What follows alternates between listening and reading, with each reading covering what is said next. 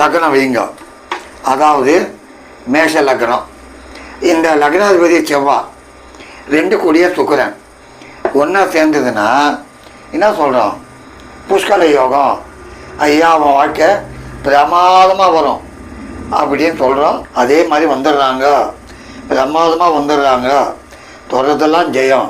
சரி, இந்த ரெண்டும் என்ன செய்யும் அப்படின்னா, உத்தியோகத்தில் போனாலும் படிப்படியாக உயர்வு, ப்ரமோஷன், ஒரு இடம் விட்டு இடம் அவங்களுக்கு ட்ரான்ஸ்ஃபர் வந்தாலும் நல்ல அமைப்பான இடம் அமையும்.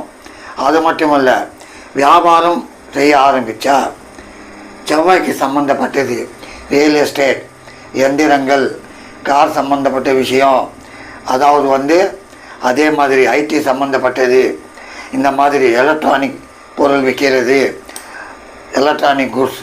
2வது எலக்ட்ரிக்கல், வீட்டுக்கு தேவையான மின்சாதனங்கள், ஒயரு, மீட்டர் எல்லாமே அந்த மின்சாரம் சம்மந்தப்பட்டதெல்லாம் அதில் வருது.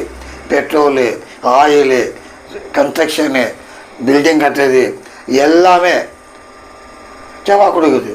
சரி, சுக்கிரன் என்ன கொடுக்குது பார்த்தோம்னா, சுக்கிரன் துணிமணிகள், வாசனை திரவியங்கள், பணம் நல்ல வாரி கொடுக்கும்.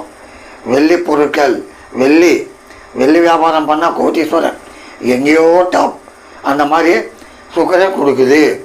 2வது சுக்கிரன் அழகு, நல்ல ஒரு முக வசீகரம், பார்த்த உடனே என்ன மாதிரி இருக்காயா ஆள் அப்படின்னு நல்ல அழகை கொடுக்கும். சுக்கிரன் சாதாரண விஷயம் இல்லை.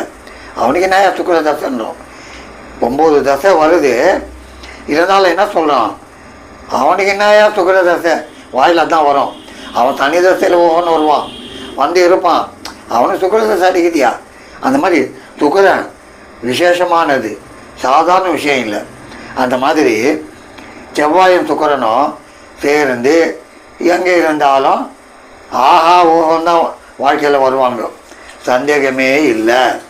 சரி, இந்த செவ்வாயும் சுக்கிரனும் லக்னத்துக்கு 2ல் இருந்தால் தத்தான், 3ல் இருந்தால் இது எக்ஸாம்பிள் வரும்.